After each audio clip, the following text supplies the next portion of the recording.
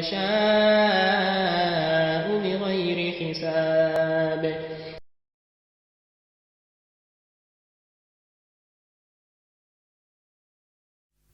إن الحمد لله نحمده ونستعينه ونستغفره ونعوذ بالله من شرور أنفسنا ومن سيئات أعمالنا. من يهده الله فلا مضل له ومن يضلل فلا هادي له. وأشهد أن لا إله إلا الله وحده لا شريك له تعظيما لشانه، وأشهد أن نبينا محمدا عبده ورسوله داعي إلى رضوانه. اللهم صل عليه وعلى آله وإخوانه وسلم تسليما كثيرا يوم ما بعد. Louange à Allah, l'exalté Seigneur de l'univers. La fin heureuse sera accordée aux pieux le jugement dernier, et la colère d'Allah ne sera que pour le transgresseur. J'atteste qu'il n'y a pas de divinité digne d'adoration hormis Allah, qui est unique et sans associé. Et j'atteste que Mohammed sallallahu alayhi wa sallam est son serviteur et messager, le sceau des prophètes et l'imam des vertus, qu'Allah puisse le salut, ainsi que sa noble famille, ses vertueux compagnons et tous ceux qui suivront sa voie jusqu'au jour de compte, qu'Allah nous inscrive parmi ceux-là. Le Ramadan est à nos portes, si bien qu'il est important pour chaque musulman de préparer son accueil et sa périlleuse période de séjour parmi nous. Si bien qu'il est important pour chaque musulman de le préparer son accueil et sa précieuse période de séjour parmi nous. Chaque année, les nouvelles religions laissent place aux désillusions parce que l'on a divisé ou pire, parce que l'on s'est laissé aller. La bonne préparation du Ramadan réside dans la qualité de notre organisation, sans oublier le dressage de notre bilan personnel. Nous proposons ici quelques modestes conseils nécessaires pour un accueil et une planification reçue du mois béni de Ramadan. 1. Faire droit pour pouvoir jeûner le mois de Ramadan. Il est important pour le musulman d'invoquer son Seigneur pour qu'il lui permette de vivre dans nos bien-être physique, mental et spirituel jusqu'à l'arrivée du mois de Ramadan et de le passer dans cet état. Il doit encore l'évoquer pour qu'il l'assiste dans son obéissance, son adoration, la pratique des bonnes œuvres au cours du mois et qu'il les agrée. Nul n'est chassant du terme qu'Allah fait pour sa vie terrestre. Prions donc Allah afin qu'il nous accorde le mois de Ramadan et qu'il nous en fasse profiter efficacement. 2. Renouveler son intention. L'approche du mois de Ramadan est l'occasion pour nous de mettre un frein à notre rythme effréné dans la recherche de cette dunya. D'abord, observer une pause durant laquelle nous sommes appelés à faire une introspection, c'est-à-dire une réflexion profonde sur notre existence moderne, conformément au vouloir d'Allah à notre égard, ainsi que notre réussite éternelle. Ensuite, purifier et renouveler notre intention.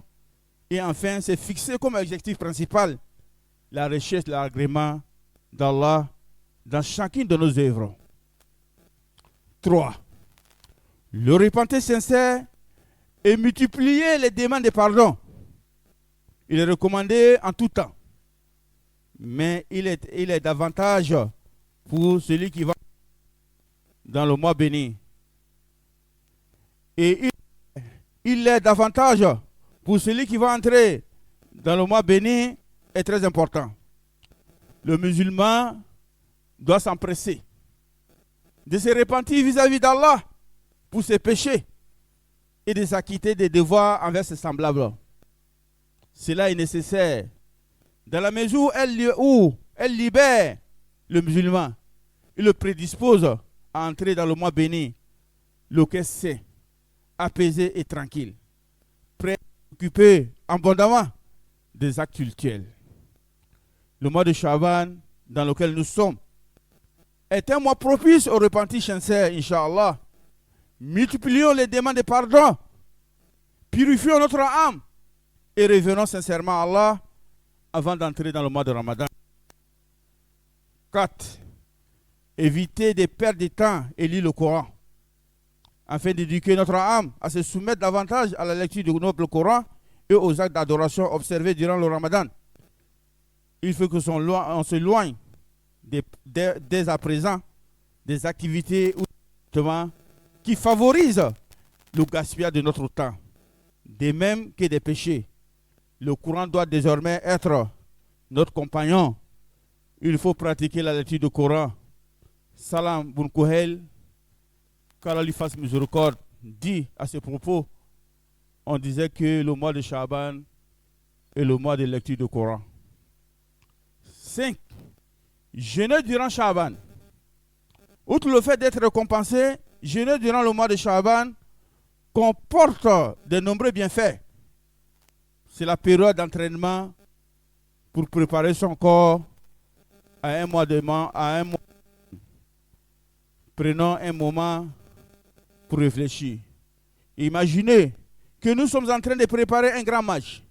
Pour réussir, nous avons besoin d'entraînement, de travailler notre endurance et notre résistance. C'est bien exactement pareil pour le croyant. Il doit faire usage du mois de Shaban pour s'entraîner avant le grand match, le mois de Ramadan. Ne négligeons pas ces bienfaits d'Allah subhanahu wa ta'ala. 6. Rattraper les jours manqués du Ramadan passé. Abu Salama Kala la Grèce dit: j'ai entendu Aïcha radiallahu ta'ala anha, il m'arrivait d'avoir à rattraper le jeûne et ne le pouvoir le faire qu'en Shaban. Hadith rapporté par Bukhari. Selon Hafiz ibn Hajar, on déduit de son souci de rattraper le jeûne en Shaban qu'il n'est pas permis de retarder le rattrapage du jeûne. Le rattrapage jusqu'à l'arrivée du prochain Ramadan. Le mois de Ramadan est donc le dernier délai pour les jours manqués durant le Ramadan passé. Jeûnez-le donc si ce n'est pas encore fait. 7. À travers Tarawih, le mois de Ramadan est généralement durant lequel l'on multiplie les prières. Faire une petite révision des piliers et obligations des prières nous sera très profitable. 8. Apprendre des invocations. Les quelques jours qui nous restent peuvent être mis à profit pour apprendre des doigts avec lesquels nous pourrons invoquer Allah lors de la rupture du jeûne ou durant nos longues nuits de prière. 9. Économiser l'argent. Le mois de Ramadan étant également un mois de bienfaisance vis-à-vis des pauvres, il sera judicieux d'économiser de l'argent pour pouvoir multiplier les sadaqat, c'est-à-dire les aumônes, durant ce mois béni. D'autant plus que les mérites des bonnes actions sont bonifiés. 10. Lister des idées de bonnes actions à faire. Durant Ramadan, l'on aime multiplier les bonnes actions. Nous pouvons d'ores et déjà lister celles qui nous tiennent à cœur afin de ne pas oublier de les faire. 11. S'informer au sujet du mois de Ramadan. Il est nécessaire de s'instruire pour connaître les dispositions qui régissent le jeûne et le mérite du Ramadan. L'approche du mois de Ramadan est l'occasion de s'informer à son sujet, notamment la connaissance des actes à privilégier pour le faire, la connaissance de ses bienfaits pour se motiver et la connaissance des annulatifs des jeûnes pour s'en éloigner, etc. 12. Faire attention à son alimentation. Avant d'entamer notre mois de jeûne obligatoire, il serait sage de manger sainement et faire quelques courses pour le mois à venir nous permettrait également de ne pas perdre de temps dans les marchés et magasins afin de bien profiter de notre mois de Ramadan. 13. Terminer ce qui doit être fait. S'empresser à terminer les occasions, les occupations qui pourraient détourner le musulman des pratiques culturelles au cours du Ramadan. Quoi de plus frustrant que d'avoir paix par des affaires de dunya quand on essaie de se concentrer sur nos actes d'adoration. Profitons de ces quelques semaines et profitons de ces quelques jours avant l'arrivée du mois de Ramadan pour finaliser, si possible, nos projets en cours et ainsi nous libérer l'esprit. 14. Préparer son programme. Anticiper et organiser son quotidien pour ce mois d'adoration est indispensable. Un planning moderne et spirituel. Cela nous permettra notamment d'atteindre nos objectifs, notamment la lecture intégrale du noble Coran, Inch'Allah. Nous nous arrêtons là aujourd'hui. Qu'Allah donne la bonne conférence. Qu'il nous guide sans fin et sans cesse dans le droit chemin, qu'il raffermisse sur notre foi, qu'il nous préserve des tentations du diable et des châtiments de l'enfer, qu'il nous facilite ce mois de Ramadan et qu'il ne nous prive pas de sa récompense, et que la paix et la bénédiction d'Allah soient sur le luminaire du monde, le sceau de la prophétie, notre bien-aimé Mohammed sallallahu alayhi wa sallam, sur sa famille, ses compagnons et tous ceux qui suivront sa voie jusqu'au jour de compte, car on s'inscrit parmi ceux-là. Ibadallah, inna Allah amarakum bi amrin bada fi binafsi wa sanna bi malaikati musabihati bi kursi faqala qawlan karina Allah malaikatu yusalluna ala nabi ya ayyuhallazina amanu sallu alayhi wa sallim taslima. Allahumma salli ala Muhammad wa ala Muhammad kama sallaita ala Ibrahim wa ala Ibrahim innaka Hamidum Majid wa barik ala Muhammadin wa ala Muhammad kama barakta ala Ibrahim wa ala Ibrahim innaka Hamidum Majid. Warḍa Allahumma lil khulafai rashidin ala a'immatil mahdiyyin Abi Bakr wa Umar wa Uthman wa Ali وعن الآل والصحب الكرام وأنا معهم برحمتك يا الراحمين. اللهم أعز الإسلام والمسلمين وأذل الشرك والمشركين ودمر أعداء الدين واجعل هذا البلد آمنا رخاء وسائر بلاد المسلمين برحمتك يا الراحمين. اللهم ارزقنا خشيتك في الغيب والشهادة وكلمة الحق في الغضب والرضا والقسط في الفقر والغنى ونعيما لا ينفد وقرة عين لا تنقطع ونسألك الرضا بعد القضاء ونسألك بعد العيش بعد الموت ونسألك اللذة تنزل إلى وجهك والشوق للقائك في غير ضراء مضرة ولا فتنة مضلة.